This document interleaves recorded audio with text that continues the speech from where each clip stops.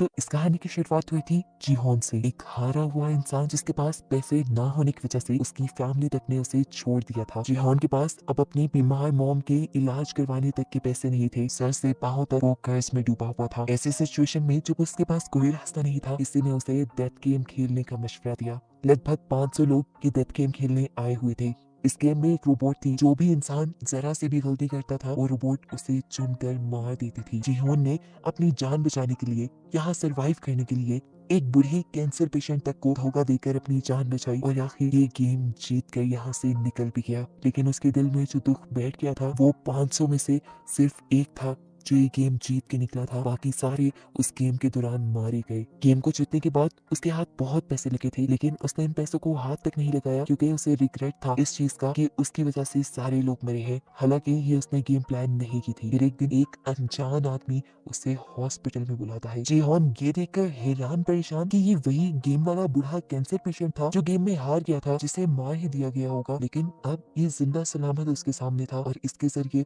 उसे एक घिनौनी सच्चाई ये पता चली कि लोग बस अपनी एंटरटेनमेंट के लिए यहाँ लोगों को मरवा देते थे। इस डेथ गेम में ये इंसान जो कैंसर पेशेंट था, इसकी लाइफ भी काफी बोर हो गई थी और अपनी लाइफ में थोड़ा मजा लाने के लिए इसने ये डेथ गेम बनाई थी। जीहोन को उस बूढ़े आदमी की बेरहमी पर बहुत गुस्सा आया और उसने ठान लिया कि वो इस गेम को बंद करवा कर रहेगा। इसके बाद हम मिले जुनहो से, एक पुलिस ऑफिसर जिसका भाई भाग चुका था पुलिस से कुछ फ्रॉड करके। अपने भाई को ढूंढते हुए जुनहो को उसके रूम से एक गेम वाला कार्ड मिला था। इन्वेस्टिगेशन करते हुए जुनहो जीहोन तक पहुंचा और उसे पता चला कि वो गेम में जाने वाला है और उसका पीछा करते हुए वो भी किसी तरह गेम में घुस गया। वो गेम में पार्टिसिपेट नहीं करने आया था, इसलिए उसने गेम के गार्ड्स में से एक गार्ड को मारकर उसका हुलिया ले लिया। वहाँ गेम में जाकर उसे इस गेम में होने वाले जुल्म का पता चला और उसने इस गेम के खिलाफ ही बहुत सारे सबूत इकट्ठे किए और इस आइलैंड से भागने में कामयाब भी हो गया। उसने ये सबूत सारे सेंड भी किए थे पुलिस को, लेकिन आइलैंड में सिग्नल ना होने की वजह से जुनहो की कोई भी चीज पुलिस को रिसीव नहीं हुई। उस पे जुल्म ये कि जुनहो पकड़ा भी गया फ्रंटमैन के हाथों। फ्रंटमैन वो आदमी है जो इस गेम को खिलाता है और यहाँ हमें ये देखकर हैरानी हुई कि जुनहो का भाई ही असल में फ्रंटमैन था। उसने जुनहो को गोली मारने से पहले अपना चेहरा दिखाया और जुनहो को गोली मार दी, जिसके बाद उन्हें लगा कि जुनहो मर गया है और उन्होंने उठाकर जुनहो को पानी में फेंक दिया। और यहाँ पहले सीजन का रिकैप खत्म होता है। नेक्स्ट सीजन की कहानी यहीं से कंटिन्यू हो रही है। सबवे स्टेशन पे हम अब जीहोन को देख रहे हैं जो अपनी बेटी से मिलने के लिए जा रहा है। सबवे स्टेशन पे उतरते ही उसकी नजरें दो आदमियों पे रुक गई। उन दोनों में से एक आदमी वही आदमी था जिसने जीहोन को स्क्विड गेम का कार्ड दिया था। ये बात समझ गया कि अब ये लोग दोबारा एक नए गेम के लिए लोगों को इकट्ठा कर रहे हैं, लेकिन वो अभी नहीं इनके बुरे इरादों में कामयाब होने नहीं देगा। वो भागते हुए उस आदमी तक पहुंचने की कोशिश करता है, लेकिन उसने फिर भी थोड़ी देर कर दी थी। वो आदमी वहां से जा चुका था। जिन्होंने उस आदमी के हाथ से कार्ड ले लिया जिसको वो गेम वाला आदमी कार्ड देकर गया था और फौरन उस नंबर पे कॉल मिलाई। कॉल मिलाते ही वो फ्रंटमैन को धमकी देता है कि मैं तुम्हें तुम्हारे इरादों में कामयाब होने नहीं दूंगा, मैं इस मैतमा इस गेम को चलने नहीं दूंगा। उसकी धमकियां सुनकर उल्टा फ्रंटमैन ही अब उसे धमकी देने लगा था। वो उससे कहता है जाओ तुम अपनी बेटी से मिलने जाओ, इन पंगों में ना ही पड़ो तो अच्छा है। ये सुनकर वो समझ गया है कि फ्रंटमैन और उसके लोग आज भी किसी तरह उसके ऊपर नजर रखे हुए थे, लेकिन अब तक ये कैसे मुमकिन था। वो समझ गया कि जरूर उसकी बॉडी में कोई ट्रैकर लगा हुआ है और इन वॉशरूम में जाकर वो ट्रैकर अपनी बॉडी में ढूंढने लग जाता और उसे कान के नीचे अपनी बॉडी में लगा ट्रैकर मिल भी जाता है, जिसे उसने एक कटर से कट करके निकाल दिया। सीन कट हो गई। यहाँ हमने जुनहो को देखा जिससे लास्ट सीजन में फ्रंटमैन यानी उसके अपने ही भाई ने पानी में गिरा दिया था। पता चला कि उसे पानी से एक फिशरमैन ने रेस्क्यू कर लिया था और अब वो हॉस्पिटल में एडमिट था। काफी दिन गुजरने के बाद जिन्हो को इस टाइम होश आया है। दूसरी तरफ जीहोन जिसने अपनी बॉडी से ट्रैकर निकाला है, ट्रैकर निकालने के बाद वो अंडरग्राउंड हो गया ताकि स्क्विड गेम वाले उसे ट्रैक न कर पाए, जिसके बाद लगभग 2 माह का वक्त सीजन में गुजार दिया गया और हमें जिन्हो को दिखाया गया जो अभी तक अपने भाई को ढूंढ रहा है और ट्रैफिक पुलिस में है। अपने भाई को ढूंढने के साथ साथ उसका दूसरा मिशन स्क्विड गेम को बंद करने का भी बन गया था, क्योंकि उसने भी देखा था कि कैसे स्क्विड गेम में बेदर्दी से लोगों को मार दिया जाता था। वो जब ये केस अपने सीनियर से डिस्कस करने लगा तो किसी ने उसकी बात नहीं मानी, क्योंकि जब जिन्हों ने उस गेम के बारे में सारे सबूत इन लोगों को उस आइलैंड से सेंड किए थे तो वो इन लोगों तक पहुंच ही नहीं पाए थे और ऐसे सबने मान लिया था कि जिन्हों झूठ बोल रहा है। सीन कट होकर हमें जिहोन को दिखाया गया जिसे अब फ्रंटमैन ने ट्रैक कर लिया था। फ्रंटमैन उसका दरवाजा नॉक करता है। डरते हुए जब जिहोन ने दरवाजा खोला तो फ्रंटमैन 2 कटे हुए सर उसके सामने लेके आया, जिनकी आंखें एकदम से खुल गई और यहाँ पर जी हॉन की भी आँख खुल गई और हमें पता चला ये सिर्फ उसका एक सपना था। डेकर जैसे ही वो उठा उसके दरवाजे पे किसी ने नॉक किया। ये एक गैंगस्टर था जिससे पिछले सीजन में जिहॉन ने बहुत सा कर्ज लिया हुआ था, लेकिन अब गैंगस्टर जिहॉन के लिए ही काम करता था। अपने साथियों के साथ मिलकर सबवे स्टेशन पर उन लोगों को ढूंढने का जो स्क्विड गेम के लिए लोगों को मैन्युपुलेट करती है। अब वही टाइम आ चुका था जिस टाइम में 2 साल पहले जिन्हों को स्क्विड गेम में इंगेज किया गया था। इसीलिए अब वो गैंगस्टर को हर सबवे स्टेशन पर लड़कों को जगह जगह खड़े करने की ड्यूटी देता है, जिसके लिए उसने गैंगस्टर को 1 मिलियन युआन भी दिए थे और साथ ही ये वादा भी किया था कि अगर उन्होंने उस आदमी को किसी भी तरह ढूंढ निकाला जो स्क्विड गेम में लोगों को फंसाता रहा है और अब भी फंसा रहा है, तो जिन्हों इन्हें 1 मिलियन युआन इनाम के तौर पर भी देगा। इनाम की रकम सुनते ही गैंगस्टर का तो मुंह खुला का खुला रह गया। उसने अपने लड़कों को भी लालच दी कि जो भी उस आदमी को ढूंढेगा उसे इनाम की आधी अमाउंट मिल जाएगी। जिन्होंने ये लालच इसलिए दिया था ताकि सब लोग दिल लगाकर काम करें और अगर इस मर्तबा इन्हें वो आदमी ना मिला तो इन्हें पूरे 1 साल का और इंतजार करना पड़ जाएगा और इस 1 साल में उस गेम के जरिए बहुत से लोगों की मौत भी हो जाएगी। दूसरी तरफ जिन्हों भी स्क्विड गेम वाला आइलैंड ढूंढने की कोशिश में है। ये काम वो उसी फिशरमैन के साथ मिलकर कर रहा है जिसने उसकी जान बचाई थी। जहाँ से जिन्हों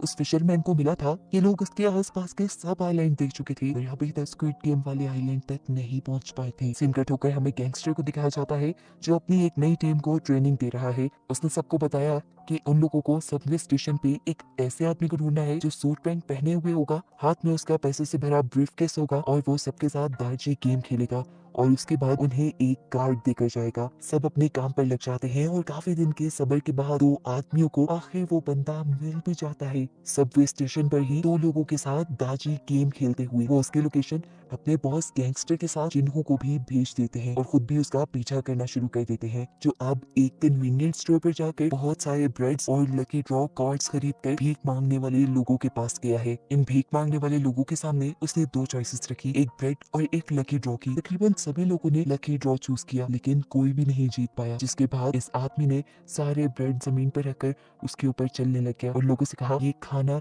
मैंने नहीं बल्कि तुमने वेस्ट किया है, तुम सबको पैसे जीतने की लालच थी। ये आदमी इस तरह सब लोगों का माइंड तैयार कर रहा था और जज कर रहा था कि कितने लोग लालची हैं ताकि अगली मर्तबा वो इन्हें गेम में फंसा सके। खैर दिखाया जाता है कि जिहॉन के लोग यहाँ पर भी उसके पीछे हैं और वो उसकी ये नई लोकेशन जिहॉन को सेंड कर देते हैं। जिहॉन यहाँ आने के लिए तेजी से गाड़ी चला रहा होता है तो उसे पता नहीं चलता वो एक सिग्नल तोड़ देता है और ऐसे ट्रैफिक पुलिस उसे रोक लेती है।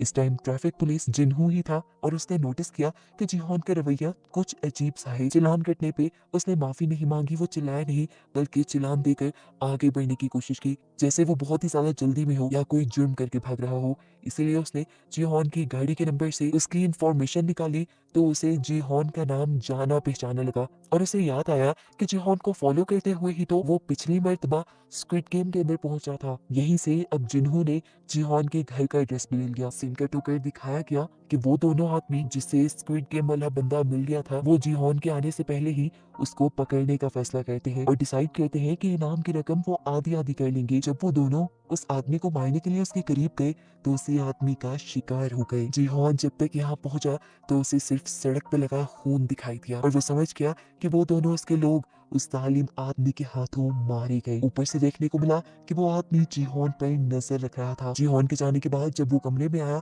तो पता चला कि उसने जिहॉन के आदमियों को अब बंदी बनाया हुआ है। वो इनके साथ भी डेथ गेम खेलता है क्योंकि उसे भी डेथ गेम खेलने में मजा आता था। गेम तो बच्चों वाली थी, स्टोन पेपर सीजर, पर उसने शर्त रखी थी जो हारा वो मारा जाएगा। ऐसे ही जब उनका एक साथी हारता है तो यह आदमी उसे गोली मार कर खत्म कर देता है और फिर दूसरे आदमी से जिन्हों का एड्रेस पूछता है। जिन्हों का एड्रेस पता चलते ही वो उस आदमी को छोड़कर वहां से चला गया। यहाँ शाम में जिन्हों जब अपने घर पहुंचा तो वो आदमी उससे पहले ही उसके घर में छुपा बैठा था। वो जिहॉन को यहाँ मार भी सकता था लेकिन जैसा हमने पहले देखा कि उसे डेथ गेम पसंद है, वो अब जिहॉन के साथ डेथ गेम खेलने का फैसला करता है। गेम खेलने से पहले उसने जिहॉन को बताया कि मैं पहले स्क्विड गेम में डेड बॉडीज को उठाने का काम करता था लेकिन वो बहुत बोरिंग था, मुझे लोगों को खुद मारना पसंद था, इसीलिए मैंने फ्रंट पैन से अपनी जॉब चेंज करने की रिक्वेस्ट की। इसके बदले फ्रंट पैन ने पता है मुझे क्या टास्क दिया, उसने मुझे मेरे ही डैड को मारने को कहा और मैंने गन उठाकर मार दिया, जिसके बाद फ्रंट मैन ने मुझे ये गन दी और अब मैं किसी को भी मार सकता हूँ। जिहॉन उसकी बातों पे ज्यादा ध्यान दिए बगैर उससे कहता है बस मुझे फ्रंट पैन का एड्रेस दो, जिससे वो मिलकर इस गेम को बंद करने का प्लान रखता है। लेकिन ये बात सुनकर वो आदमी हंसने लगा और बोला, ठीक है, एक गेम खेलते हैं। ये तुम्हारे सामने एक गन है और इसमें सिर्फ एक ही बुलेट है, 5 नॉट्स इसके खाली है। बारी बारी एक दूसरे को शूट करते हैं, जो हारा वो मारा जाएगा और अगर मैं हारा तो तुम्हें मेरी पॉकेट से फ्रंटमैन का एड्रेस मिल जाएगा। जिहोन बिना डरे गेम को शुरू करते हुए उस गन को उठा चुका था, क्योंकि मरने का डर तो उसने स्क्विड गेम में खत्म ही कर दिया था। बारी बारी उन्होंने अपने ऊपर शूट किया और चौथी बारी पर जब वो आदमी अपने ऊपर गन पॉइंट करता है तो इस मर्तबा वो खुद को शूट कर चुका है। वो खुद ही अपनी जाल में फंसकर मारा गया। जिहोन जीत गया और अब जिहोन को उसकी पॉकेट से फ्रंटमैन का एड्रेस भी मिल गया। इससे पहले कि अभी वो इस एड्रेस का कुछ कहता, उसकी खराब किस्मत जिन्हू जो कि एक पुलिसमैन है जिसे दोपहर गाड़ी चलाते हुए उसके ऊपर शक हुआ था, वो उसके घर का पता चलाते हुए उसके घर तक पहुंच गया और घर पहुंचते ही उसे गन शूट होने की आवाज सुनाई दी, जिससे उसका शक सच में बदल गया कि जिहोन एक क्रिमिनल है। फौरन वो दरवाजा तोड़कर अंदर आया। जिहोन को एक किलर समझकर वो इसी टाइम उसका इनकाउंटर ही करने वाला था कि ठीक वक्त पर आकर उसे किसी आदमी ने रोक लिया। ये वही लड़का था जिसके साथ गेम खेलने के बाद ये स्क्विड गेम वाला मरा हुआ आदमी उसे अपने अड्डे पर बांध आया था। किस्मत अच्छी थी, वो बच बचाकर वहां से निकल आया जिहोन को सारी सच्चाई बताने के लिए। लेकिन जब तक यहाँ पहुंचा, यहाँ का तो सारा माहौल ही बदल गया था। उसने जिहोन की जान जिन्हू से बचाई और फिर जिन्हू को सारी सच्चाई बताई डेथ गेम वाली, कि कैसे इस मरे हुए आदमी ने उनके साथ भी डेथ गेम खेली और उसके एक साथी को, उसके बॉस को मार दिया। बात को आगे बढ़ाते हुए जिहोन भी अब जिन्हू को स्क्विड गेम की सारी स्टोरी बताता है कि किस तरह इस गेम में सभी लोगों को मार दिया जाता है। उसने जिन्हू से कहा, मैं बुरा नहीं हूँ, मैं बस उस गेम को रोकना चाहता हूँ ताकि और मासूमों की जान बच पाए। स्क्विड गेम के बारे में वो जिन्हू भी जानता था। जिन्हू ने यहाँ जिहोन को बताया, मैं तुम्हारा ही पीछा करते हुए उस गेम तक पहुंचा था। वहां मैंने जाकर गार्ड्स के सूट पहन लिए और तुमसे कई मर्तबा बात करने की भी कोशिश की, लेकिन तुम मेरे से बात नहीं कर पाई। मैं जानता हूँ उस गेम में ये लोग सबको मार देते हैं और मारने के बाद उन डेड बॉडीज के साथ क्या किया जाता है, उनके ऑर्गन्स निकाल कर बेच दिए जाते हैं, ये सब कुछ भी मैं जानता हूँ। इतनी डिटेल्स तो जिहोन को खुद भी नहीं पता थी। जिन्हू के मुंह से ये सब सुनकर उसने भी अब जिन्हू को अपने साथ मिलाने का फैसला किया और जिन्हू को अपना प्लान बताया कि वो स्क्विड गेम के सभी बनाने वालों को चुन चुन कर मार देगा। एक फ्रंटमैन है जिसे आज तक उसने नहीं देखा, वो ब्लैक मास्क पहने आता है। उसने इल नामी एक बूढ़े कैंसर पेशेंट के साथ मिलकर ये गेम बनाई है। वो उन आदमियों को मारकर इस गेम को खत्म करना चाहता है। यहाँ पर गैंगस्टर भी इन दोनों की सारी बातें सुन चुका था। वो इनसे कहता है, मैं भी तुम्हारा साथ देना चाहता हूँ, मैं उनसे बदला लेना चाहता हूँ अपने उस मासूम साथी का जो मेरा राइट हैंड था, और अब मैं पैसों के लिए नहीं बल्कि हक के लिए तुम्हारा साथ दूंगा। ये सुनकर जिहोन को भी अच्छा लगा और वो इन दोनों को अपने एक रूम में ले गया जहाँ बहुत सारे पैसे थे। ये पैसे वो स्क्विड गेम से ही जीत कर आया था और अब इन पैसों को वो स्क्विड गेम को बंद करने के लिए ही इस्तेमाल करेगा।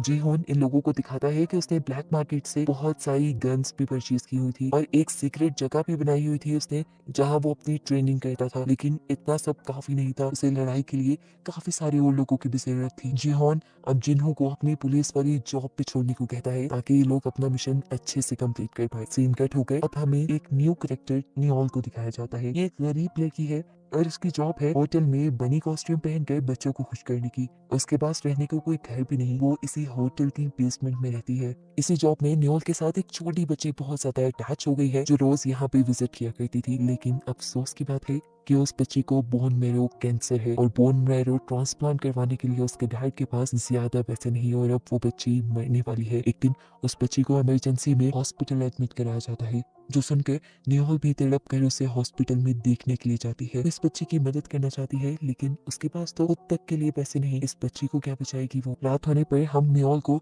दोबारा पार्किंग में देखते हैं जहाँ पर दो लोग आकर उसे स्क्विड गेम का कार्ड दे गए। सीन कट होकर हमें जिन्हू को दिखाया जाता है जो अपनी मॉम के साथ बैठा था और उसकी मॉम बहुत ज्यादा उदास थी क्योंकि वो जिन्हू के भाई के आने का इंतजार कर रही है। जिन्हू जानता है कि वो कभी नहीं आएगा, जिस काम में वो पड़ा हुआ है वो घर नहीं आएगा। लेकिन ये सब सुनने के बाद भी जब उसकी मॉम को तसल्ली नहीं मिलती तो एक और मर्तबा वो अपने भाई को ढूंढने का फैसला करता है। सीन कट हो गए। अब फाइनली दोबारा से हम जिहोन को देखते हैं जो इस टाइम अपनी दांतों का ऑपरेशन करवा रहा है। अपना एक दांत निकलवाने के बाद उसने अपने मुंह में एक नकली दांत फिक्स करवाया है जिसके अंदर ट्रैकर लगा हुआ है। असल में कल को वो फ्रंटमैन से मिलने वाला है, इसीलिए उसे बहुत ही ध्यान से हर काम करना होगा। ये लोग फ्रंटमैन को भी पकड़ना चाहते हैं और फ्रंटमैन के बाद इस घिनौनी गेम के सारे हिस्सेदारों को भी पकड़ना चाहते हैं। पता चला है कि वो गैंगस्टर जो इनके ग्रुप में है वो अपने लिंक से बड़े-बड़े कमांडोज को इनके ग्रुप में शामिल कर चुका है। इन कमांडोज के लिए कुछ भी सही गलत नहीं, ये लोग पैसे के लिए सब काम करते हैं। यहाँ हमें पता चला कि न्योल को भी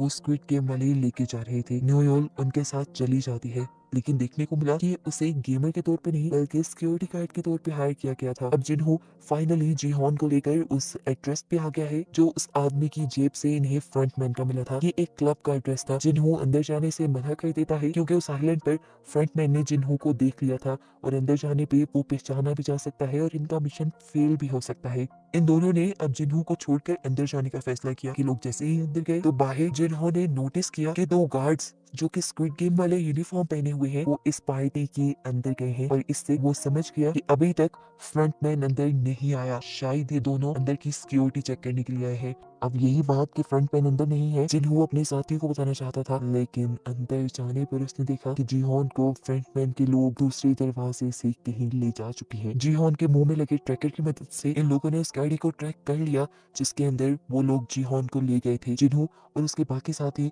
उस गाड़ी का पीछा करने लगे और सही वक्त देखकर वो उस गाड़ी पर हमला करके वहां से फ्रंटमैन को किडनैप करना चाहते थे, लेकिन फ्रंटमैन तो उस गाड़ी में था ही नहीं। इस गाड़ी में लगे हुए एक डिवाइस की मदद से फ्रंटमैन जीहॉन से बातें कर रहा था और ट्रैकर में आने वाली आवाजों से जिन्हों और उसके लोगों को लग रहा था कि फ्रंटमैन उसी गाड़ी में है। ये बात वो ठीक तरह से अपने साथियों को बता भी नहीं पाया कि गाड़ी के अंदर फ्रंटमैन नहीं है। वो कॉल के जरिए ही फ्रंटमैन से बात करते हुए उसे किसी तरह मनाने की कोशिश करता है कि तुम इस गेम को बंद कर दो, मासूमों की जानें लेना बंद करो। जिस पे फ्रंटमैन ने उसे कहा, मैं जबरदस्ती किसी को इस गेम में इन्वॉल्व नहीं करता, सब खुद पैसे की लालच में आते हैं। फ्रंटमैन ने बड़ी ढिठाई से बोला, मैं तो एक सोशल वर्क कर रहा हूँ। जो सुनकर अब जीहॉन को गुस्सा आ गया और उसने बोला, तुम्हारे काम को कैसे सोशल वर्क कहा जा सकता है? तुम तो लोगों की मजबूरियों का फायदा उठाकर उन्हें मार देते हो। जो सुनकर फ्रंटमैन हंसने लगा और बोला, अरे मेरी बात सुनो, जो लोग इस गेम खेलने के लिए मानते हैं वो पहले से ही लाइफ में हार चुके होते हैं इस दुनिया के लिए, बस वो किसी गन से ज्यादा नहीं। और बस मैं उस गन को खत्म कर रहा हूँ और उससे बाकी लोग इंटरटेन हो रहे हैं, इसमें बुराई क्या है? दूसरी तरफ इस गाड़ी से बाहर हमें दिखाया जाता है कि फ्रंटमैन के स्नाइपर जिन्हों और उसके सभी साथियों की गाड़ियां पंचर कर चुके थे ताकि वो लोग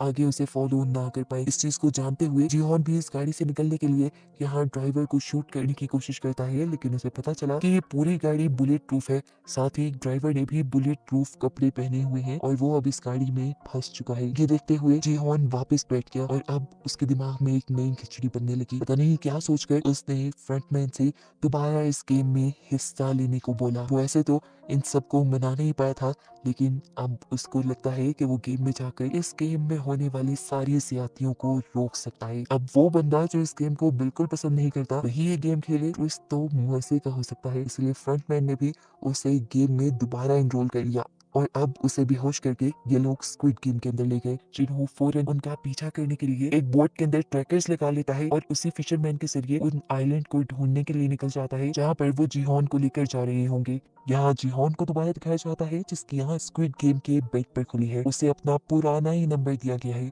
यहाँ पर पहले की तरह बहुत सारे और लोग भी हैं जो एक दूसरे को देखकर कंफ्यूज है, साथ ही गेम्स के लिए भी कंफ्यूज है। अब गार्ड्स यहाँ आकर इन्हें गेम्स के रूल बताना शुरू करते हैं। रूल्स बताने के बाद गार्ड्स ने इन सब की हिस्ट्री इन सबको दिखाई कि यहाँ पर सिर्फ वही लोग आए हुए हैं जिन पर मिलियंस का कर्ज है। ये सब बताने के बाद गार्ड्स ने इन्हें बताया कि जीतने वाले को 45.6 मिलियन यॉन मिलेंगे। इस गेम के पूरे 6 राउंड होंगे, एक दिन में एक राउंड खेला जाएगा और हर गेम के बाद वोटिंग भी होगी कि क्या इन्होंने ये गेम कंटिन्यू रखना है या नहीं। और अगर ये लोग गेम बंद करने का डिसाइड करते हैं तो सभी प्लेयर्स को जीते हुए पैसे डिवाइड करके दे दिए जाएंगे। ये एक नया रूल था। जीहॉन जान गया कि ये उसी की वजह से डाला गया है। आगे बढ़कर सबने कॉन्ट्रैक्ट साइन कर लिया। जीहॉन ने देखा तकरीबन सभी रूल्स पुराने थे, बस कुछ एक आध नए थे। इसके बाद यहाँ एक एक करके सभी प्लेयर के पिक्चर्स ली गई। इस गेम को खेलने यहाँ पर कोरिया का एक फेमस रैपर भी आया हुआ था जिसे देखकर सब हैरान थे। उसके साथ पिक्चर भी बनवाना चाहते थे। उसने सबसे वादा किया कि यहाँ से बाहर जाते ही वो सबको एक एक पिक्चर देगा। यहाँ देखने को मिला कि जीहॉन का एक दोस्त भी यहाँ आया हुआ था और ये लोग तकरीबन 3 साल बाद मिल रहे थे। जीहॉन के गायब होने की वजह से उसका ये दोस्त उससे बहुत ज्यादा नाराज था। तब जीहॉन उसे कहता है, मैं बाहर जाकर तुम्हें सब सच बता दूंगा। तुम इस जगह गलत आ गए हो, तुम्हें नहीं आना चाहिए था, और अब अगर तुम्हें अपनी जान प्यारी है तो जिस तरह मैं कहूँ तुम्हें उस तरह ही करना है। खैर, अब गेम भी शुरू होने वाली थी। सभी लोग बाहर ग्राउंड पे आ गए। ये पुराना ही ग्राउंड था। जिहान समझ गया कि ये गेम भी पुराने वाली ही है। सीन कट होकर अब हमें जिन्हों को दिखाया गया जो जिहान का ट्रैकर ट्रैक करते हुए आइलैंड तक पहुंच भी गया है, लेकिन यहाँ उन्हें कोई ऐसी फैसिलिटी नहीं मिली जिसमें गेम खेली जा रही हो। ट्रैकर को ट्रैक करते हुए ये लोग एक फिशरमैन तक पहुंचे और देखा गया कि जिहान का ट्रैकर यहाँ चारे में पड़ा था। ये देखते हुए उन्होंने फिशरमैन को ही मारना शुरू कर दिया और उससे इन्वेस्टिगेट करने लगे इस ट्रैकर के बारे में। तब फिशरमैन ने जवाब दिया कि मुझे तो ये चारा फ्री मिला था। वहाँ गेम के अंदर भी जिहान परेशान था कि जिन्हों और उसकी टीम इन सबको रेस्क्यू करने के लिए क्यों नहीं पहुंची। कहीं उसके ट्रैकर में तो कुछ गड़बड़ नहीं। कैमरे से छुपते हुए वो अपने मुंह से जब अपना टूटा हुआ दांत निकालता है तो ये देखकर हैरान रह जाता है कि उसमें ट्रैकर ही नहीं था और गेम वालों ने गेम में आने से पहले उसका ट्रैकर वाला दांत निकाल दिया। और वो समझ गया कि अब वो बहुत बड़ी मुसीबत में है। किसी को तो क्या बचाना, वो खुद भी इस गेम से नहीं निकल सकता। फिर भी वो सबकी जान बचाने का इरादा तो रखता था, इसीलिए उसने सबसे कहा कि इस गेम को आप लोग वैसे ही खेलेंगे जैसा मैं कहूंगा, वरना आप लोग मारे जाएंगे। अब गेम भी स्टार्ट हो चुकी थी। जिहान सबको अपने एक्सपीरियंस से गाइड करते हुए उस वक्त में आगे लेकर जा रहा था जब डॉल का मुंह पीछे होता था। सभी लोग जिहान की बात मान रहे थे, लेकिन बहुत से लोगों को यकीन नहीं था कि जिहान सच बोल रहा है। ऐसे ही वो रैपर अपने सामने वाली लड़की के कान के नीचे मक्खी देखकर उसे उड़ाने को कहता है। वो लड़की पीछे मुड़कर उसे देख के हंसने लग जाती है।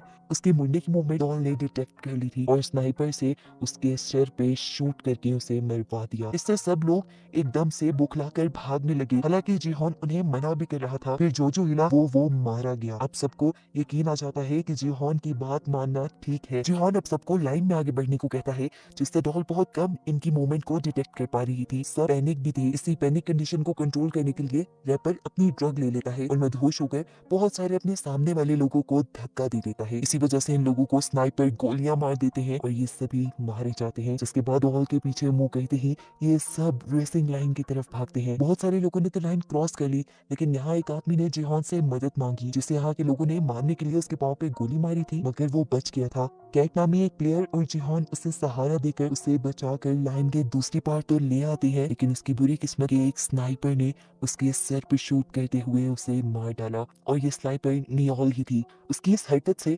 सारे गार्ड्स को भी गुस्सा आया था। यहाँ पे कोई भी गार्ड सर पे गोली नहीं मारता था। सर पे गोली मारने से लोगों की बॉडी के ऑर्गन्स जल्दी डैमेज हो जाते थे, जिनको इन स्क्विड गेम वालों ने बेचना होता था। नेक्स्ट सीन में जिन्हों को दिखाया जाता है, जो अब परेशान है कि वो जिहोन को कहाँ ढूंढे। ये बात वो समझ गया था कि यहाँ करीबी किसी भी आइलैंड पे स्क्विड गेम वाली फैसिलिटी नहीं होगी, क्योंकि यहाँ गेम वालों ने उसे खुद भेजा था। फिलहाल ये लोग यहाँ से वापस आने का प्लान करते हैं, क्योंकि इस समुद्र में तूफान भी आने वाला है। फिर सीन कट होकर हमें दोबारा सारे प्लेयर्स को दिखाया जाता है। सारे प्लेयर्स बहुत ज्यादा घबराए हुए थे गेम में होने वाली मौत से। अब जैसे ही गार्ड्स इनके रूम में आते हैं, सब और भी ज्यादा डर जाते हैं और इनसे माफी मांगते हैं और कहते हैं प्लीज हमारी जान बख्श दो। लेकिन गार्ड्स उन्हें गेम के नए रूल बताने आए थे। गार्ड्स ने बताया कि 500 में से इस गेम के बाद सिर्फ 365 लोग बचे हैं। वो सबको ऊपर मनी बॉक्स में देखने को कहता है, जहाँ पे बहुत सारे पैसे गिरे थे। गार्ड बताते हैं कि अभी वोटिंग होगी और अगर सब लोग यहाँ से जाने का फैसला करेंगे तो ये पैसे सभी लोगों में डिवाइड हो जाएंगे। अब गार्ड्स ने इनकी जीती हुई अमाउंट उन्हें बताई। अगर वो अमाउंट सब में डिवाइड होती तो ये पैसे एक एक इंसान को बहुत कम मिलते और सभी लोगों का कर्जा उससे ज्यादा था। इसीलिए बहुत से लोगों ने गेम कंटिन्यू करने का डिसाइड किया। सबका फैसला बदलते देखकर जिहोन सबको समझाता है, अगर यहाँ रहे तो वैसे भी मारे जाएंगे, लालच नहीं करो, यहाँ से जाने के लिए वोट दो। जिहोन की ये बात सुनते हुए इन सब के पीछे बैठी हुई एक तांत्रिक, जो कि एक प्लेयर भी थी, वो बोलती है कि हमारी मौत जहाँ लिखी होगी वहीं पर आएगी, मौत से ना डरो। ये बात सुनने के बाद सभी लोगों ने वोटिंग स्टार्ट कर दी। जियोन सबसे पहले आगे बढ़ा और उसने गेम रोकने के लिए वोट किया। एक एक करके लोग आगे बढ़े और बहुत से लोग गेम को ना रोकने के लिए भी वोट कर रहे थे और ये देखकर जिहोन की जान निकल रही थी। आखिर ये वोटिंग टाई हो गई। आधे लोगों ने यहाँ से निकलने का और आधे लोगों ने यहाँ रुकने का फैसला किया। अब बस एक इंसान ऐसा था जिसके वोट पे ये सारा रिजल्ट था और वो था नंबर 1। अब नंबर 1 प्लेयर आगे आया और उसने यहाँ गेम में रुकने का फैसला किया और सिर्फ एक बंदे की वजह से ये गेम कंटिन्यू हो गई। हमें देखने को मिला ये बंदा कोई और नहीं बल्कि इन्हू है, फ्रंटमैन जो कि खुद यहाँ पर प्लेयर बन के अब आ चुका है। अब इसके बाद हमें मरे हुए लोगों के कॉफिन दिखाए जाते हैं, जिनमें से कुछ पर क्रॉस के निशान बने थे, जिसका मतलब था कि उन लोगों के इन्हें ऑर्गन्स निकालने हैं। और दो आदमी जब ये काम कर रहे थे तब उनको सिर्फ एक ही डेड बॉडी के ऑर्गन्स ठीक मिले और उन्होंने अंदाजा लगाया कि एक सिक्योरिटी गार्ड जानबूझकर सर पे गोली मार रहा है, जिससे ऑर्गन जल्दी फेल हो जाते हैं। ऐसे उनका ये कारोबार तो बंद हो जाता है, इसीलिए वो फौरन इस चीज की खबर फ्रंटमैन को देती है। अब सीन कट होकर हमें सभी प्लेयर्स को दिखाया जाता है, जिनमें जीहान तो बहुत ज्यादा परेशान है, क्योंकि वो जानता है इस गेम में जो भी पार्ट लेता है वो मर जाता है। इसी सब के दौरान इन्हों बाकी सभी प्लेयर्स को लेकर उसके पास आया और उसने जीहान से कहा, देखो तुम पहले भी इस गेम में आ चुके हो, तुम एक्सपीरियंस्ड हो, तुम हमारी मदद कर सकते हो, जिससे हम लोगों की जान भी बच जाए और हमें पैसे भी मिल जाए। ये सुनने के बाद जीहान उन्हें बताता है कि पिछली मर्तबा हमने दूसरी गेम दिलजूना गेम खेली थी, जिसमें शुगर कैंडी के अंदर से हमने शेप्स निकालनी थी। ट्रायंगल सबसे इजी शेप थी और अम्ब्रेला सबसे ज्यादा हार्ड। ये सुनकर इन्हों बोला, जिसने अम्ब्रेला चुना होगा वो तो सबसे बड़ा बेवकूफ होगा। उसकी ये बात सुनकर जीहान को याद आया कि पिछले सीजन में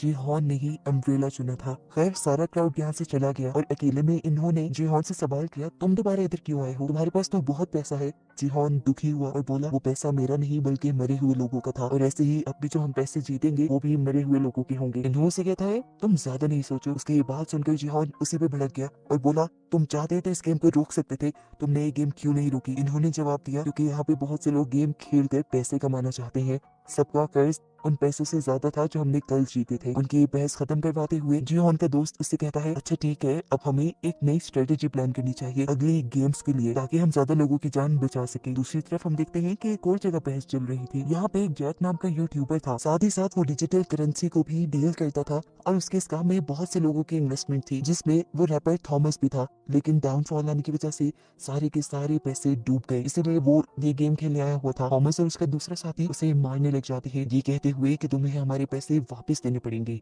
जीहान और उसका दोस्त इस लड़ाई को रुकवाते हैं। इसके बाद सभी अपने अपने बिस्तर पे चले गए। बेड पे लेटने के बाद इन्होंने जीहान से माफी मांगी उसके गलत बिहेवियर के लिए और बताया कि गेम में रुकना उसके लिए इसलिए जरूरी था क्योंकि उसकी वाइफ को लीवर कैंसर था, उसको लीवर ट्रांसप्लांट की भी जरूरत थी। और जब उसने लीवर ट्रांसप्लांट के लिए बहुत सारे पैसे इकट्ठे किए, कर्ज लिया, तो उसके डिपार्टमेंट वालों को लगा कि उसने करप्शन की है, जिसकी वजह से उसकी जॉब भी चली गई और अब उस पे बहुत बड़ा कर्ज भी है। वो ऐसे बिना पैसे लिए यहाँ से नहीं जा सकता। उसको इमोशनल हुआ देखकर जीहान भी उसकी मजबूरी समझ गया और उसने भी ठान लिया कि अगले गेम में वो सबका साथ देगा। सीन कट हो गए, हमें दिखाया गया कि अब यहाँ के नए फ्रंटमैन के सामने नोयोल को बुलाया गया है, क्योंकि वो लोगों के सर में गोली मार रही थी। जब फ्रंटमैन उससे वजह पूछता है तो वो बताती है कि पुराने फ्रंटमैन ने मुझसे यही डील की थी कि यहाँ पर बेकार लोगों को मारना है। मैं सर में गोली इसलिए मारती हूँ कि उनके अंदर जान होती है। जिस पर वो आदमी बताता है कि तुमने आइंदा सर पे गोली नहीं मारनी, देखो हम उनके ऑर्गन्स निकालते हैं और उनके ऑर्गन्स कई लोगों की जान भी बचा सकते हैं, तो याद रखना आइंदा तुमने गोली नहीं मारनी, वरना बेचने के लिए हमारे पास तुम्हारे भी ऑर्गन्स हैं।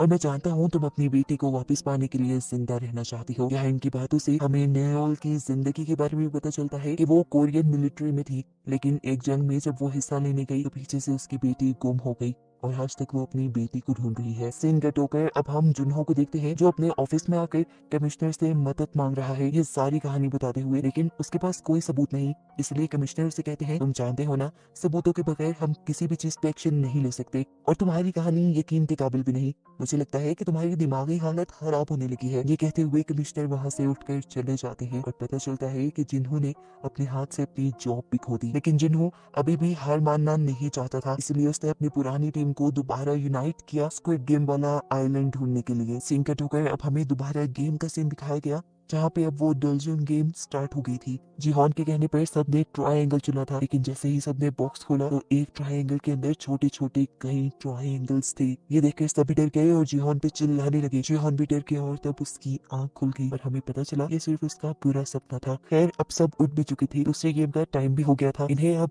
एक नए ग्राउंड में लेके आया जाता है, जहाँ कई जीहान हैरान परेशान था क्योंकि ये गेम पहले उसने नहीं खेली थी। जब बाकी सब लोग आके जीहान से इस गेम के बारे में पूछते हैं तो वो बताता है ये कोई नई गेम है और मुझे इसके बारे में नहीं पता। ये सुनकर सब उस पर भड़क गए। इससे पहले कि ये सब लोग उसे मारना शुरू कर देते, इन्हों दरमियान में आ जाता है और ये लड़ाई रुकवा देता है। यहाँ पर अब इन्हें 5-5 लोगों की टीम बनाने को कहा गया था। डैनी जो कि प्रेग्नेंट थी और जैक की गर्लफ्रेंड थी, जैक उसके पास आकर उसे कहता है कि तुम मेरी टीम में आ जाओ, लेकिन डैनी इनकार कर देती है क्योंकि अब उसे जैक के साथ नहीं रहना था। वो अब जीहान की टीम के पास गई और उसने उनसे कहा, प्लीज आप लोग मुझे अपनी टीम में ले लें, मैं प्रेग्नेंट हूँ और मुझे कोई और अपनी टीम में नहीं ले रहा। ये लोग मान जाते हैं और इन सब की एक टीम बन जाती है। अब हमें दूसरी टीम को दिखाया गया जिसमें कैट, मैडी और दो माँ बेटा पार्क और ग्योंग थे और तभी जबरदस्ती तांत्रिक आकर इनके ग्रुप में शामिल हो गई। टीम्स बनाने के बाद इन सबको बताया गया कि सारी टीम के पाँव बांध दिए जाएंगे और इन्हें एक गोल सर्कल में एक साथ घूमना होगा और 5 मीटर के बाद एक गेम होगी जिस गेम को खेलते हुए इन्हें आगे बढ़ना है और एक दिए हुए टाइम के अंदर इन्हें अपना सर्कल कंप्लीट भी करना है। गेम्स के नाम सुनते ही इन सब लोगों ने आपस में कोऑर्डिनेट किया और जो जिस गेम में अच्छा था उसे वो खेलने की जिम्मेदारी दी। फिर गेम स्टार्ट हो जाती है और पहले दो टीम्स को एक साथ खेलने के लिए दिया जाता है।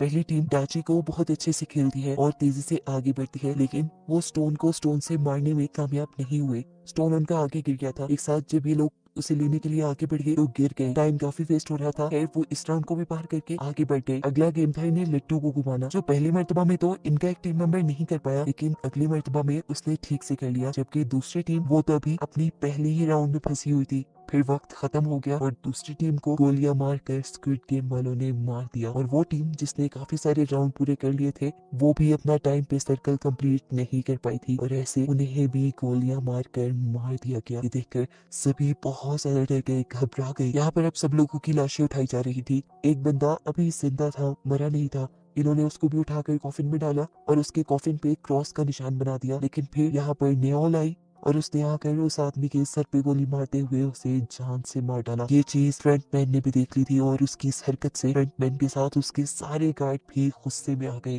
खैर अब अगली टीम की बारी आ गई। ये कैट की टीम थी। कैट ने यहाँ सबको संभाला और आगे लेकर बढ़ी। पहले ने डाची गेम खेला था जिसमें वो लड़की पहली बारी में अपने कार्ड को घुमा नहीं पाई। तब कैट ने उसे कार्ड उल्टा पकड़ने को कहा और इस तरह पहली ही बारी में उसने अपने कार्ड को सीधा घुमा दिया था। फाइनली ये लोग आगे बढ़े। आगे इन्हें स्टोन से स्टोन को मारना था। वो लड़का भी पहली मर्तबा में स्टोन को स्टोन से हिट नहीं कर पाता। कैट यहाँ पे सबको एक साथ आगे कदम बढ़ाने को कहती है और ये लोग दोबारा उस स्टोन को लेकर पीछे आते हैं। इस लड़की की मोम उसे कहती है, बेटा उस आदमी को याद करो जिसने तुम्हारे सारे पैसे लूटे हैं। याद आते ही इस लड़के को इतना गुस्सा आया कि उसने पत्थर पर ठीक निशाना लगाकर ये राउंड भी जीत लिया। ये लोग दोबारा से आगे बढ़े। इस मर्तबा इन्हें 5 डाइस को इकट्ठे उठाकर इकट्ठे कैच करना था। कौन ये काम पहली मर्तबा में नहीं कर पाई और इस वक्त उसके बेटे ने उसे हौसला दिया और उसे कहा, तुम उस लड़की को याद करो जिसकी वजह से डैड तुम्हें छोड़ गए थे। ये सोचते ही उसने भी गुस्से में 5 डाइस को उछाल कर कैच कर लिया और जल्द ही ये लोग ये राउंड भी कंप्लीट करके आगे बढ़ गए। अगली बारी तांत्रिक की थी। उसे लट्टू को मारा था लेकिन वो ये काम नहीं कर पा रही थी।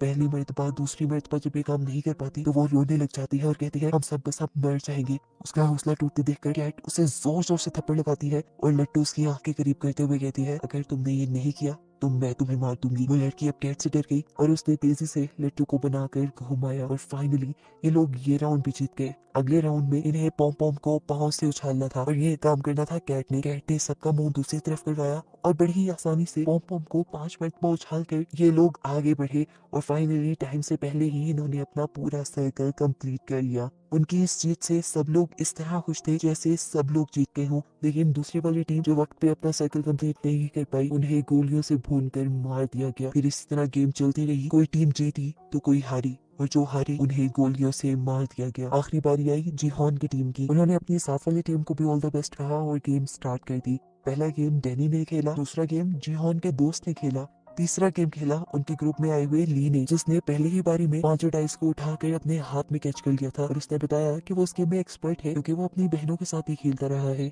चौथा गेम इन्होंने खेलना था, उसे लट्टू को घुमाना था। पहली मर्तबा वो ठीक नहीं कर पाता और ये लोग आगे जाकर इकट्ठे उस लट्टू को उठाते हैं। दूसरी मर्तबा जब वो ये करने लगता है तो जानबूझकर वो लट्टू को पीछे फेंक देता है। उसकी ये चाल किसी को समझ नहीं आ रही थी। ये लोग पीछे से लट्टू को लेकर आए और अब इन्होंने ऐसा ड्रामा किया कि जैसे वो अपने हारने से बहुत ज्यादा परेशान है, वो अपने आप को मारने लगा। तो जिहोन ने उसे समझाया कि देखो तुम याद करो कि बचपन में तुम ये कैसे घुमाते थे, और इस मर्तबा इन्होंने लट्टू को ठीक से घुमा दिया। अगली बारी जिहोन की थी। उसे पम पम को 5 मर्तबा पाँव से हिट करना था। 4 मर्तबा तो उसने आसानी से कर लिया, लेकिन 5वीं मर्तबा पम पम आगे की तरफ बढ़ा। इससे पहले कि वो जमीन से टकरा जाता इन्होंने जिहोन का पाँव आगे करके ये गेम जितवा दी और वो लोग वक्त से पहले जीत कर बहुत खुश हुए। लेकिन उनके साथ वाली टीम वो वक्त से पहले या वक्त पर वो काम नहीं कर पाई और इस तरह वो टीम मारी गई। ये देखकर जिहान को काफी दुख हुआ है। वो अपने रूम में वापस आ गए जहाँ बहुत से लोग उन्हें जिंदा देखकर इसलिए नाराज थे क्योंकि उन्हें लग रहा था कि अब जीते हुए पैसे डिवाइड हो जाएंगे। इसी दौरान गार्ड्स भी रूम में आ गए।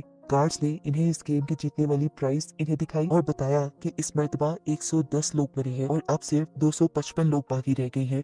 जिस लिहाज से हर जीतने वाले के पास अब 78 मिलियन युआन आ सकते हैं। और अब दोबारा वोटिंग होगी। अगर लोग इस गेम को बंद करने के लिए वोट करेंगे, ये पैसे सब में डिवाइड हो जाएंगे। बहुत से लोगों को ये पैसे बहुत कम लग रहे थे। जिहोन ने अपनी टीम को कहा कि तुम लोग गेम को बंद करने के लिए वोट करना, तुम लोग को जितने पैसे चाहिए मैं यहाँ से निकल कर तुम्हें दे दूंगा। जिहोन की बात उसकी टीम ने मान ली और सबसे पहले इन्होंने वोट किया गेम बंद करने के लिए। दूसरी बारी पार्क की थी। पार्क की मॉम गोंग ने उसे कहा कि तुम गेम बंद करने के लिए वोट करना, देखो हमारे दोनों के पैसे मिलाकर तुम्हारा कर्जा उतर जाएगा। लेकिन पार्क ने इस गेम को कंटिन्यू रखने का फैसला किया क्योंकि उसका कर्जा कहीं ज्यादा था और उसने अपनी मॉम को अपने कर्जे के बारे में नहीं बताया था। वोटिंग आगे बढ़ती रही। देखते ही देखते देखने को मिला कि बहुत सारे लोगों ने ये गेम कंटिन्यू रखने की बात की है। ये देखते हुए जिहोंग और इन लोगों पर भड़कने लगे और बोले, इतने सारे लोगों के मरने के बावजूद भी आप लोगों को ये गेम कंटिन्यू रखनी है। तब एक अंकल बोले, तुम क्या जानो, हमारे ऊपर बहुत सारा कर्जा है, हमें पैसे लेकर ही यहाँ से निकलना है। ऐसे ही एक दूसरा लड़का बोला, मैं अगर बाहर गया तो वैसे भी मर जाऊंगा, तो बेहतर नहीं है कि यहाँ रहकर पैसे कमा लूं या फिर यहीं पर मर जाऊं। उनकी बातों का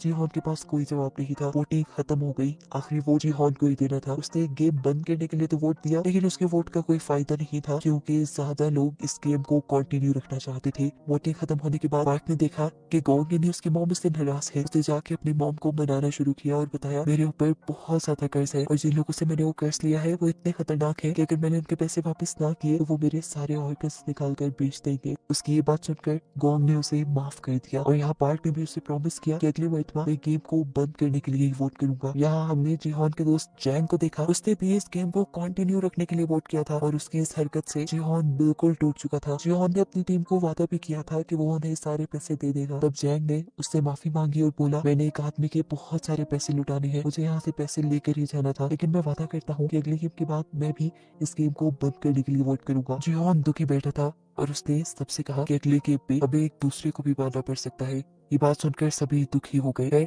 इन लोगों के पास अब खाना कुछ एक्स्ट्रा था जो उन्होंने डैनी को दे दिया क्योंकि डैनी प्रेग्नेंट थी और उसे ज्यादा खाना खाने की जरूरत थी। सीन कट होकर हमें बाथरूम में जैक और थैनोस यानी रैपर को दिखाया गया। वो रैपर अभी भी जैक को घेरे खड़ा था और उसने उसे कहा कि तुम मेरे कर्जई हो, इस तरह तुम मेरे गुलाम हुए, तुम यहाँ से मुझे पैसे जीत कर दे कर जाओगे। ये सुनकर जैक ने उसे कहा कि तुम्हारे पैसे डूबने में मेरी कोई गलती नहीं, तुमने मेरे कहने पे शेयर जरूर खरीदे थे, लेकिन जब मैंने तुम्हें बताया कि अब इन्हें बेचने का टाइम है तो तुमने तब लालच में वो नहीं बेचे और तुमने अब सारे पैसे खुद डुबाए हैं, इसमें मेरा कोई कसूर नहीं। लेकिन वो रैपर उसकी कोई बात मानने को तैयार नहीं था। वो उसे कहता है, जो भी है तुम पैसे जीतो और मुझे वापस करो। ये सुनकर जैक हंसने लगा और बोला, अगर मैं वो पैसे जीत भी गया तो शायद तुम मर चुके होगे। ये बात सुनकर उस रैपर को इतना ज्यादा गुस्सा आ गया कि वो जैक की गर्दन पकड़कर उसे मारने लगा। पर सही वक्त पर जिहोन की टीम ने आकर इस लड़ाई को रोक दिया। खैर ये लोग वापस रूम में आ गए और यहाँ आकर जिहोन ने सबसे कहा कि हमें बारी बारी उठकर पहरा देना होगा क्योंकि पैसों के लिए मैंने देखा है लोग खुद जानवर बन जाते हैं और अपने दूसरे ही टीम मेंबर्स को मार देते हैं ताकि प्राइज मनी उनको मिल जाए। रात में हम देखते हैं कि जिहोन ने काफी देर पहरा,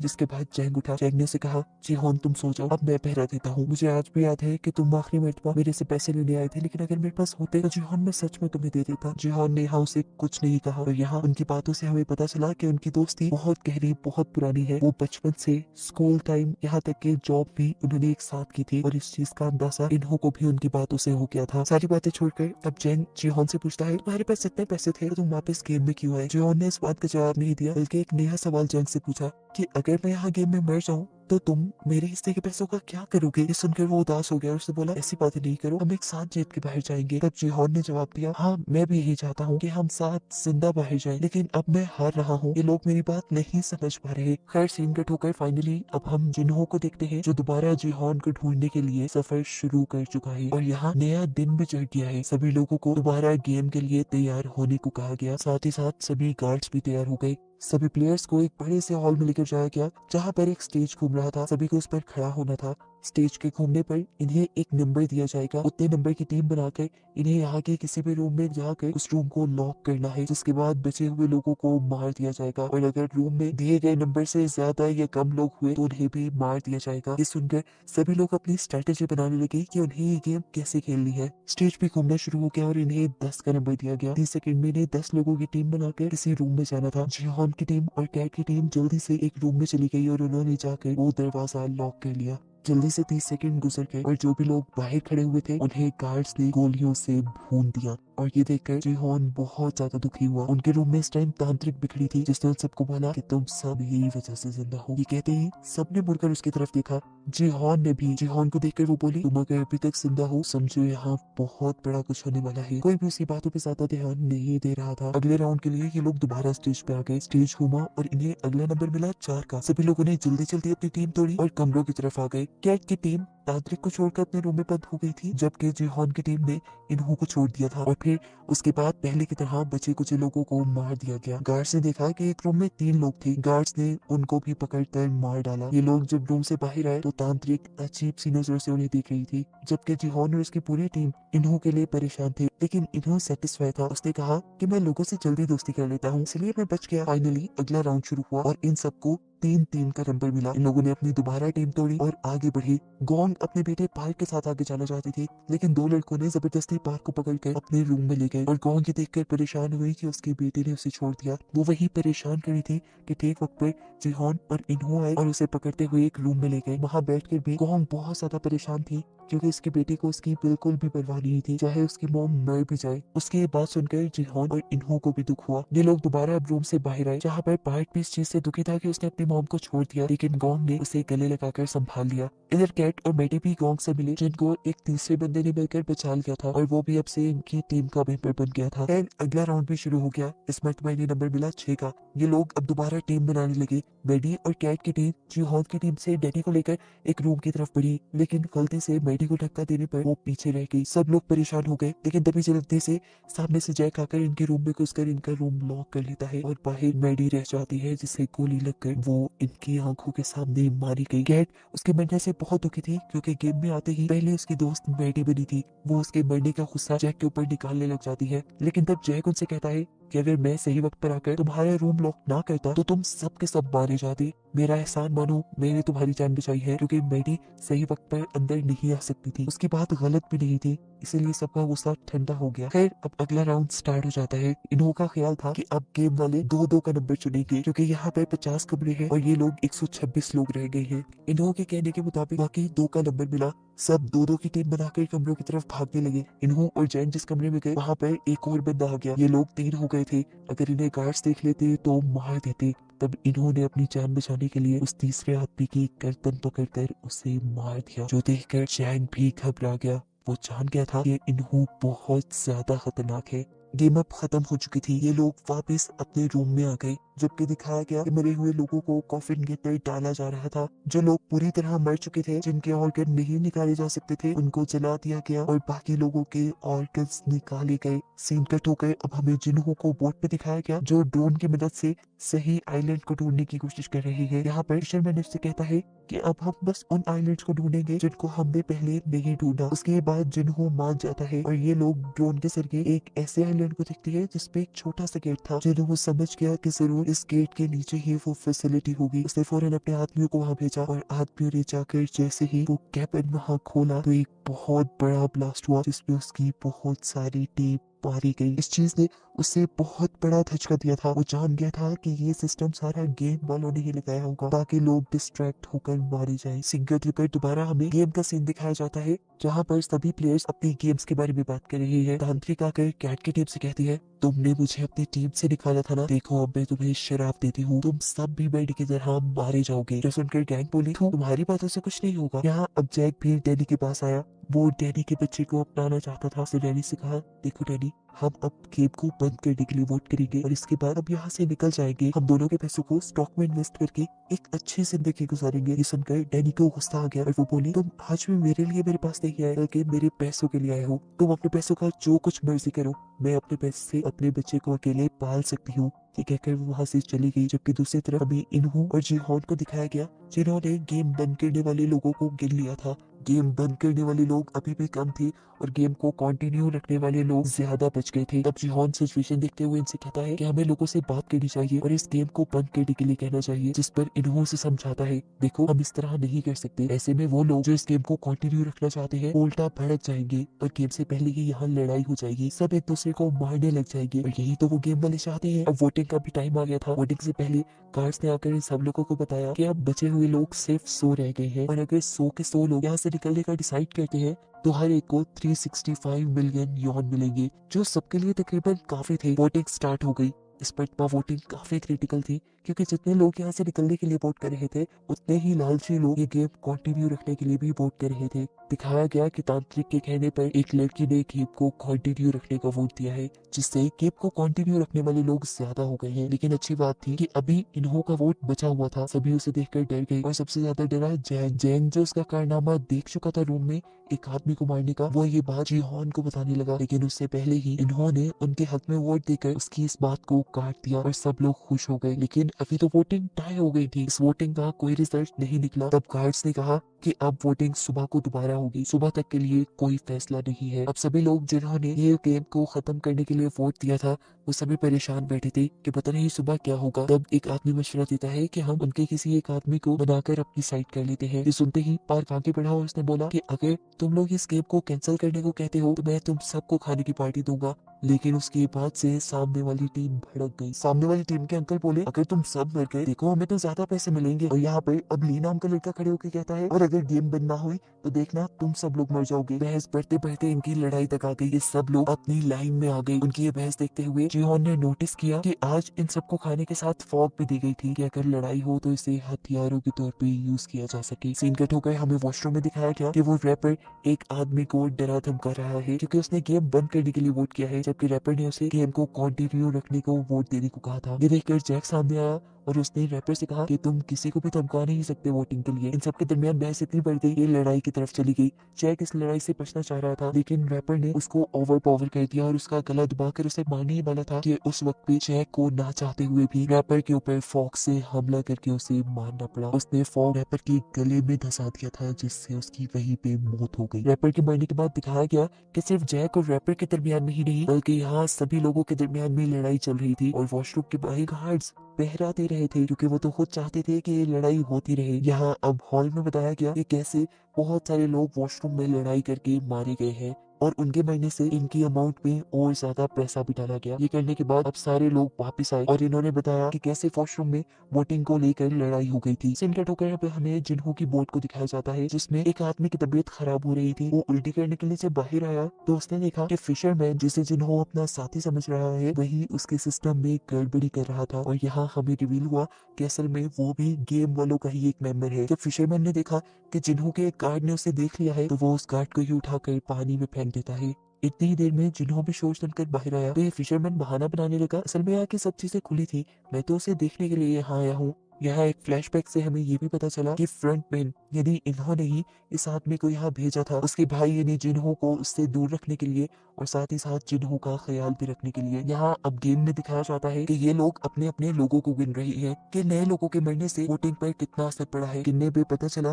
कि गेम को कंटिन्यू रखने वाले 2 लोग मरे थे जबकि जिहोन की टीम का एक बंदा मरा था। अगर सुबह वोटिंग होती तो ये लोग जीत जाते लेकिन जिहोन जानता था कि वोटिंग अब ऐसे नहीं होगी, रात में ये लोग जरूर किसी ना किसी को मार डालेंगे। सीन कट होकर दूसरी तरफ हमें गार्ड्स को दिखाया गया जो इस टाइम अपने इलीगल बिजनेस में बिजी है। वो पानी के रास्ते ऑर्गन्स को यहाँ से लेकर निकल रही है ताकि ऑर्गन्स को अच्छे दामों में बेचा जा सके। यहाँ दिखाया गया कि कुछ गार्ड्स को ब्लैक मास्क ने तैयार करवाया क्योंकि यहाँ पर एक नई गेम चलने वाली है। ये गेम मर्डर की गेम है। इधर यही बात जिहोन ने भी सभी टीम मेंबर्स को बता दी कि जरूर गार्ड्स क्या ये लोग आज रात को हमें मारने की कोशिश करेंगे, ऐसा पहले भी हो चुका है। ये सुनकर सभी लोग घबरा गए। जिहोन अब इन सबसे कहता है कि अगर हम लोगों को अपनी जान बचानी है तो हमें गेम वाले मेंबर्स को ही मार देना चाहिए। लेकिन ये इतना आसान नहीं था। तब जिहोन बोला अगर हम चाहे तो कर सकते हैं। ऊपर वाले फ्लोर्स में वो अथॉरिटीज रहती है, हम गार्ड्स को मारकर उनकी गन से लेंगे और जाकर अथॉरिटीज को मार देंगे ताकि ये गेम ही बंद हो जाए। इन्हों बोला ये बहुत खतरनाक रास्ता है, ऐसे में हमारे भी बहुत से लोग मारे जाएंगे। जिस पर जिहोन बोला हमारे लोगों के मरने के कम चांसेस है क्योंकि गेम वालों को अंदाजा भी नहीं है कि हम उनकी अथॉरिटीज के ऊपर हमला करने वाले हैं। ये सुनकर इन्हों अजीब सी नजरों से उसे देखकर बोला हाँ सच में उन्हें अंदाजा नहीं है। फिर सीन कट हुआ और हमें आधी रात का सीन दिखाया गया। जिहोन और उसके बहुत सारे साथी बेड्स के नीचे छुप गए थे क्योंकि वो जानते थे कि अब जो लड़ाई होने वाली है उसमें बहुत से लोग मारे जाएंगे। उनकी टीम के ज्यादा लोग इसलिए छुप गए ताकि वो नजरों में ना आए और उनको कोई मार ना पाए। सुबह वोटिंग होने पर वही लोग, जियान ये भी जानता था कि गार्ड्स ज्यादा लोगों को मारना नहीं चाहती क्योंकि अगर ज्यादा लोग मर गए तो उनकी गेम में मजा ही नहीं रहेगा। इसीलिए जब गेम को कंटिन्यू रखने वाली टीम ने जिहोन की टीम पर हमला किया और कुछ ही लोगों को मारा तो फौरन ही गार्ड्स भी आ गए इस लड़ाई को रोकने के लिए। गार्ड्स अब यहाँ गिरे हुए लोगों को चेक करने लगे कि क्या वो मर गए हैं। इन्हीं लोगों में जिंदा जिहोन की टीम भी छुपी हुई थी जो एकदम से गार्ड्स को पकड़कर उनकी गन्स छीनने में कामयाब हो जाते हैं। असल में ये उनका प्लान था कि लड़ाई होने के बाद वो इस तरह मरने का ड्रामा करेंगे और गार्ड्स जब उनके करीब आएंगे तो वो गन्स छीन लेंगे और इन्हीं गन्स से जाकर वो अथॉरिटीज पर हमला करेंगे। ये देखते हुए और भी गार्ड्स यहाँ आ गए अपने गार्ड्स को रेस्क्यू करने के लिए और लोगों को कंट्रोल में करने के लिए। जिहोन की जान बचाने के लिए इन्होंने ही अपने ही गार्ड्स की गन लेकर अपने ही गार्ड्स को मारना शुरू कर दिया क्योंकि वो किसी को भी शक में नहीं डालना चाहता कि वो खुद अथॉरिटी है। ये चीज देखते हुए अब नए फ्रंटमैन ने सभी गार्ड्स को अपने कमरे में वापस बुला लिया। सभी यहाँ से बाहर निकलने लगे लेकिन एक गार्ड के बाहर जाने से पहले ही वो दरवाजा बंद हो गया और गार्ड ने अपने आप को सरेंडर भी कर दिया इनके सामने। लेकिन तब जिहोन ने उस गार्ड को नहीं मारा। अब जिहोन का एक आदमी दूसरी टीम के लोगों को मारना चाहता था जिन्होंने उनकी टीम पर हमला किया था, लेकिन यहाँ जिहोन उसे रोक देता है और कहता है हम उन्हें नहीं मारेंगे। लेकिन वो आदमी बाजिद था कि हमें उन्हें मार देना चाहिए, वो पैसों के पीछे भागने वाले दरिंदे हैं। तब जिहोन बोला देखो अगर हमने उन्हें मार दिया तो हम भी और उनमें कोई फर्क नहीं रहेगा। वैसे भी हमने ये हथियार इन लोगों को मारने के लिए नहीं लिए, हमने ये हथियार लिए है उन लोगों को मारने के लिए जिन्होंने ये घिनौनी गेम बनाई है और जो इसे चला रहे हैं। खैर अब जंग का टाइम शुरू हो चुका था, इन्हें आगे बढ़ना था। जैंग ने इन सबको समझाया देखो हमें अभी लड़ना पड़ेगा,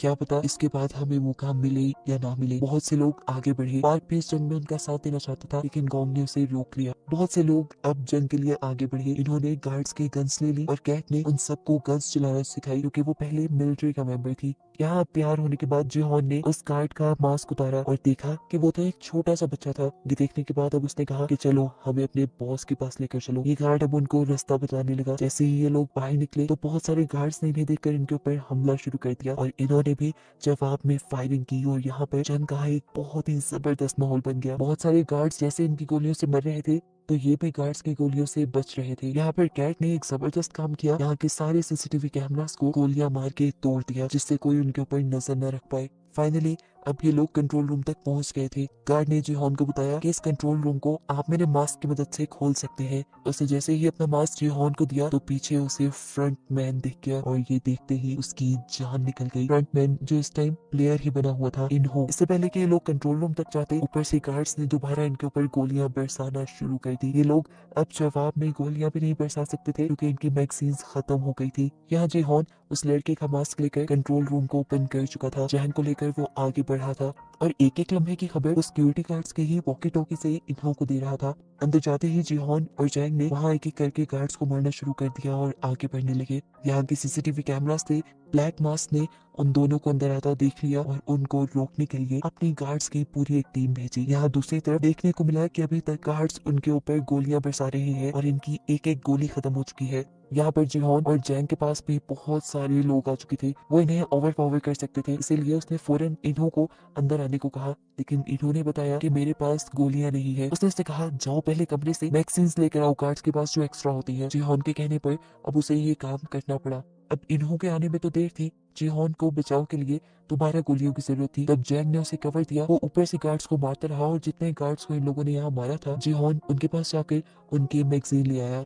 यहाँ देखने को मिला कि ली वापस हॉल में आ चुका था। उसने यहाँ पर मौजूद गार्ड्स की मैगजीन इकट्ठी करना शुरू कर दी और पार्क ने भी इस काम में उसकी मदद की। दूसरी तरफ हमें दिखाया गया जब इन्हों को ये फील हुआ कि जिहोन दोबारा कहीं से मैगजीन लेकर उनके गार्ड्स को मारता जा रहा है तो सिचुएशन खराब देखकर वो जिहोन के पास आया और जिहोन को डिस्ट्रैक्ट करने के लिए वो बोला मैंने बाहर एक नक्शा देखा था, मुझे लगता है कि कंट्रोल रूम तक जाने का पीछे से भी एक रास्ता है, मैं वहां जाकर तुम्हें कवर देता हूँ, तुम वहां से कंट्रोल रूम तक जाओ। जिहोन उसकी बात मान गया और उसके बहकावे में आते हुए उसे अपनी आखिरी मैगजीन भी जिहोन ने दे दी। यहाँ दिखाया गया कि ली जैसे ही वहां से बाहर निकला मैगजीन को ऊपर ले जाने के लिए तो गोलियों की आवाज ने उसे बुरी तरह डरा दिया। वॉकी टॉकी से कैट उसे ऊपर की तरफ बुला रही थी लेकिन वो वॉकी टॉकी को अब नीचे फेंक देता है क्योंकि ऊपर जाने का उसके अंदर हौसला नहीं। ये सुनकर कैट उसे गालियां देती है और खुद मैगजीन लेने के लिए नीचे आने का फैसला करती है। अब दोबारा हमें इन्हों को दिखाया गया जो पीछे रास्ते में तो चला गया था लेकिन अब उसे एक नया कवर लेना था। उसने वॉकी टॉकी से ऐसे एक्टिंग करके जिहोन को मैसेज दिया कि जैसे वो गार्ड के हमले में घायल हो गया हो। उसने यहाँ पर एक जख्मी आदमी की आवाज भी जिहोन को सुनाई, जिससे जिहोन को सच में लगा कि वो बहुत ज्यादा जख्मी है। और फिर इन्होंने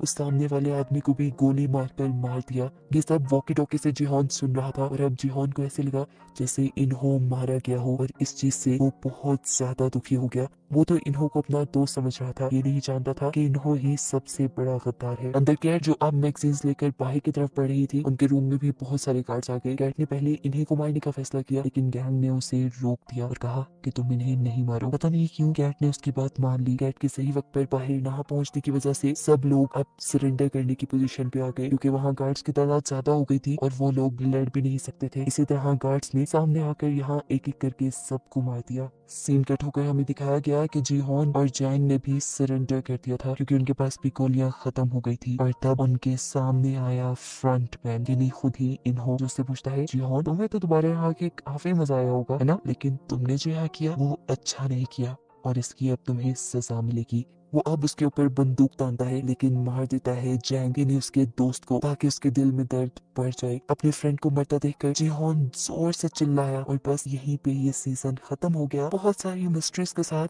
कि आखिर यहाँ जीता कौन, यहाँ के पैसे किसको मिलेंगे, और जिन्हों इन लोगों को ढूंढ भी पाएगा या नहीं, ये सब देखने को मिलेगा हमें नेक्स्ट सीजन में।